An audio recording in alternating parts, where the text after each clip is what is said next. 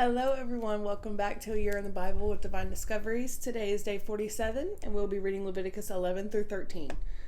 I think in yesterday's video, I said that we were reading Leviticus 14 and 15, but that's tomorrow, so I apologize. So today we're on 11 through 13. Let's begin. The Lord said to Moses and Aaron, "Say to the Israelites, of all the animals that live on land, these are the ones that you may eat. You may eat any animal that has a divided hoof and that chews cud. There are some that only chew cud or only have a divided hoof, but you must not eat them. The camel, though it chews the cud, does not have a divided hoof. It is ceremonially unclean for you.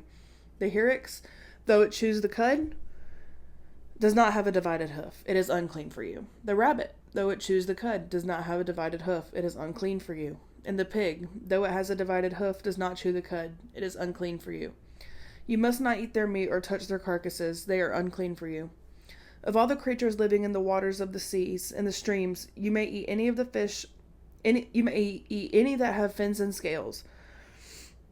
But all creatures in the seas or streams that do not have fins and scales, whether among all the swarming things or among all other living creatures in the water, you are to regard as unclean. And since you are to regard them as unclean, you must not eat their meat. You must regard their carcasses as unclean. Anything living in the water that does not have fins and scales is to be regarded as unclean by you. These are the birds you are to regard as unclean and not eat because they are unclean: the eagle, the vulture, the black vulture, the red kite, and any kind of black kite, any kind of raven, the horned owl, the screech owl, the gull, any kind of hawk, the little owl, the cormorant, the great owl, the white owl, the desert owl, the osprey, the stork, any kind of heron, the hoopoe, and the bat. All flying insects that walk on all fours are to be regarded as unclean by you. There are, however, some flying insects that walk on all fours that you may eat, those that have jointed legs for hopping on the ground. Of these you may eat any kind of locust, katydid, cricket, or grasshopper, but all other flying insect that have 4 legs you are to regard as unclean. You will make yourselves unclean by these. Whoever touches their carcasses will be unclean till evening. Whoever picks up one of their carcasses must wash their clothes, and they will be unclean until evening. Every animal that does not have a divided hoof or that does not chew cud is unclean for you. Whoever touches the carcass of any of them will be unclean. All of the animals that walk on all fours, those that walk on their paws, are unclean for you. Whoever touches their carcasses will be unclean till evening.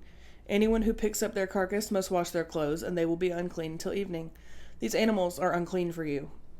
Of the animals that move along the ground, these are the unclean for you: the weasel, the rat, any kind of great lizard, the gecko, the monitor lizard, the wall lizard, the skink, and the chameleon. Of all those that move along the ground, these are unclean for you. Whoever touches them and when they are dead will be unclean till evening. When one of them dies and falls on something, that article, whatever its use, will be unclean. Whether it is made of wood, cloth, hide, or sackcloth, put it in water, and it will be unclean until evening, and then it will be clean. If one of them falls into a clay pot, everything in it will be unclean, and you must break the pot. Any food you are allowed to eat that has come into contact with water from any such pot is unclean, and any liquid that is drunk from such pot is unclean. Anything that one of their carcasses falls on becomes unclean. An oven or cooking pot must be broken up. They are unclean, and you are to regard them as unclean. A spring, however, or a cistern for collecting water remains clean. But anyone who touches one of these carcasses is unclean. If a carcass falls on any seeds that are to be planted, they remain clean. But if water has been put on the seed and a carcass falls on it, it is unclean for you. If an animal that you are allowed to eat dies, anyone who touches its carcass will be unclean till evening. Anyone who eats some of its carcass must wash their clothes, and they will be unclean till evening. Anyone who picks up the carcass must wash their clothes, and they will be unclean till evening. Every creature that moves along the ground is to be regarded as unclean. It is not to be eaten. You are not to eat any creature that moves along the ground, whether it moves on its belly or walks on all fours or on many feet. It is unclean. Do not defile yourselves by any of these creatures. Do not make yourselves unclean by the means of them, or be made unclean by them. I am the Lord your God. Consecrate yourselves and be holy, because I am holy. Do not make yourselves unclean by any creature that moves along the ground. I am the Lord, who brought you up out of Egypt to be your God. Therefore be holy, because I am holy. These are the regulations concerning animals, birds, every living thing that moves about in the water, and every creature that moves along the ground. You must distinguish between the clean and the unclean.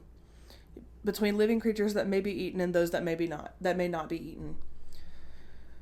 The Lord said to Moses, "Say to the Israelites, a woman who becomes pregnant and gives birth to a son will be ceremonially unclean for 7 days, just as she is unclean during her monthly period. On the 8th day, the boy is to be circumcised.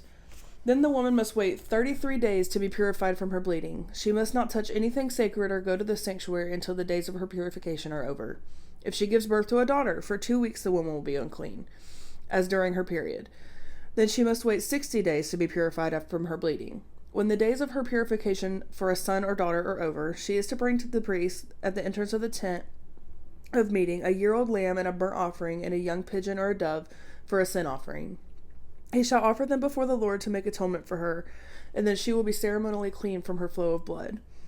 These are the regulations for the woman who gives birth to a boy or a girl. But if she cannot afford a lamb, she is to bring 2 doves or 2 young pigeons, one for a burnt offering and the other for a sin offering. In this way the priest will make atonement for her, and she will be clean." The Lord said to Moses and Aaron, When anyone has a swelling or a rash or a shiny spot on their skin that may be a defiling skin disease, they must be brought to Aaron or the priest or one of his sons who is a priest.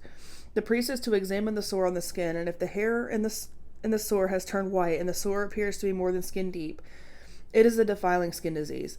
When the priest examines that person, he shall pronounce them ceremonially unclean. If the shiny spot on the skin is white but does not appear to be more than skin deep, and the hair in it has not turned white, the priest is to isolate the affected person for 7 days. On the 7th day, the priest is to examine them. And if he sees that the sore is unchanged and has not spread in the skin, he is to isolate them for another 7 days. On the 7th day, the priest is to examine them again, and if the sore has faded and has not spread in the skin, the priest shall pronounce them clean. It is only a rash. They must wash their clothes, and they will be clean. But if the rash does spread in their skin after they have shown themselves to the priest to be pronounced clean, they must appear before the priest again. The priest is to examine that person, and if the rash has spread to the skin, he shall pronounce them unclean. It is a defiling skin disease. When anyone has a defiling skin disease, they must be brought to the priest. The priest is to examine them, and if there is a white swelling in the skin that has turned the hair white, and if there is a raw flesh in the swelling, it is a chronic skin disease, and the priest shall pronounce them unclean. He is not to isolate them because they are already unclean. If the disease breaks out all over their skin, and so far as the priest can see, it covers all of the skin of the affected person from head to foot, the priest is to examine them, and if the disease has covered their whole body, he shall pronounce them clean. Since it has all turned white, they are clean, but whenever the raw flesh appears on them, they will be unclean. When the priest sees the raw flesh, he shall pronounce them unclean. The raw flesh is unclean. They have a defiling disease. If the raw flesh changes and turns white, they must go to the priest. The priest is to examine them, and if the sores have turned white, the priest shall pronounce the affected person clean. Then they will be clean. When someone has a boil on their skin and it heals, and the place where the boil was, a white swelling or a reddish spot appears, they must present themselves to the priest. The priest is to examine it, and if it appears to be more than skin deep and the hair in it has turned white, the priest shall pronounce that person unclean. It is a defiling skin disease that has broken out where the boil was. But if, when the priest examines it, there is no white hair in it and it has not more than skin deep and has faded, then the priest is to isolate them for 7 days. If it is spreading in the skin, the priest shall pronounce them unclean. It is a defiling disease. But if the spot is unchanged and has not spread, it is only a scar from the boil, and the priest shall pronounce them clean. When someone has a burn on their skin and a reddish white or white spot appears in the raw flesh of the burn, the priest is to examine the spot. And if the hair in it has turned white, it appears to be more than skin deep. It is a defiling disease that has broken out in the burn. The priest shall pronounce them unclean. It is a defiling skin disease. But if the priest examines it and there is no white hair in the spot, and if it is not more than skin deep and has faded, then the priest is to isolate them for 7 days. On the 7th day, the priest is to examine that person, and if it is spreading to the skin, the priest shall pronounce them unclean. It is a defiling skin disease. If, however, the spot is unchanged and has not spread to the skin but has faded, it is a swelling from the burn, and the priest shall pronounce them unclean. It is only a scar from the burn. Shall pronounce them clean, as it is only a scar from the burn.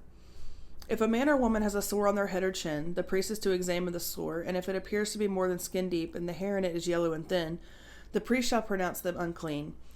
It is a defiling skin disease on the head or chin. But if when the priest examines the sore, it does not seem to be more than skin deep, and there is no black hair in it, then the priest is to isolate the affected person for 7 days.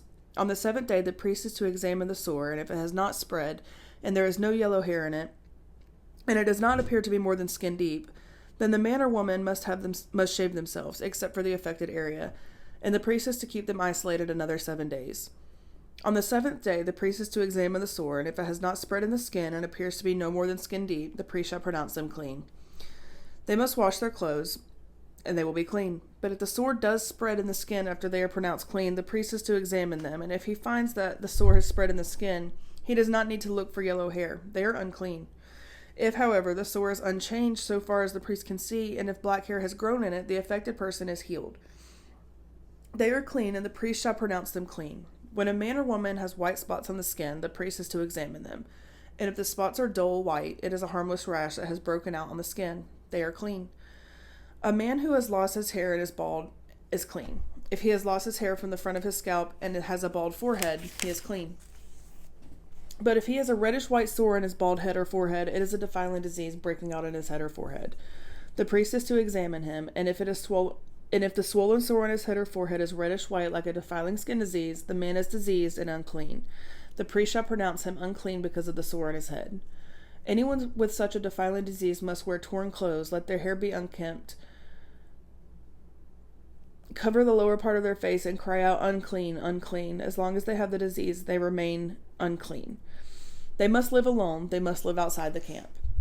As for any fabric that is spoiled with a defiling mold, any woolen or linen clothing, any woven or knitted material of linen or wool, any leather or anything made of leather, if the affected area in the fabric, the leather, the woven or knitted material, or any leather article is greenish or reddish, it is a defiling mold and must be shown to the priest. The priest is to examine the affected area and isolate the article for 7 days. On the 7th day, he is to examine it, and if the mold is spread in the fabric, the woven or knitted material, or the leather, whatever its use, it is a persistent defiling mold. The article is unclean. He must burn the fabric, the woven or knitted material of wool or linen, or any leather article that has been spoiled, because the defiling mold is persistent. The article must be burned. But if, when the priest examines it, the mold has not spread in the fabric, the woven or knitted material, or the leather article, he shall order that the spoiled article be washed. Then he is to isolate it for another 7 days. After the article has been washed, the priest is to examine it again, and if the mold has not changed its appearance, even though it has not spread, it is unclean. Burn it, no matter which side of the fabric has been spoiled. If when the priest examines it, the mold has faded after the article has been washed, he is to tear the spoiled part out of the fabric, the leather, the woven or knitted material. But if it reappears in the fabric, in the woven or knitted material, or in the leather article, it is spreading mold. Whatever has the mold must be burned. Any fabric, woven or knitted material, or any leather article that has been washed or is rid of the mold must be washed again. Then it will be clean. These are the regulations concerning defiling molds in woolen or linen clothing, woven or knitted material, or any leather article, for pronouncing them clean or unclean. All right, everyone, that was Leviticus 11 through 13. We have 4 questions today. Number 1, what does the distinction between clean and unclean animals signify in terms of God's holiness and the Israelites' relationship with him? Number 2, how do the instructions for dealing with the skin diseases in Leviticus 13 reflect the broader theme of maintaining ritual purity? Number 3, how does the provision for the cleansing rituals after becoming unclean speak to God's willingness to forgive and restore relationships? Number 4, how does the touching of Jesus in the New Testament relate to the dietary laws and concepts of purity found in Leviticus? All right, guys, that's it for today. We're going to go ahead and jump straight into our prayer. Dear God, thank you for the gift of friendship. Please bless my friends with joy, love, and support. Help us to always be there for each other, to lift each other up, and to share in both the good times and the tough times. May our bonds grow stronger and our hearts remain fixed on you. In Jesus' name I pray. Amen. All right, guys, I'll see you tomorrow. Bye.